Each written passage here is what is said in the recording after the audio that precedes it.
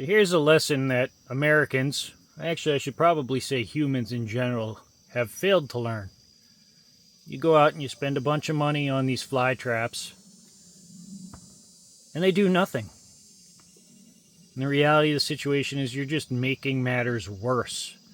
It's just more pollution for the planet to deal with. It's just more wasted money and wasted energy when nature has the remedy for your problem and will implement it itself.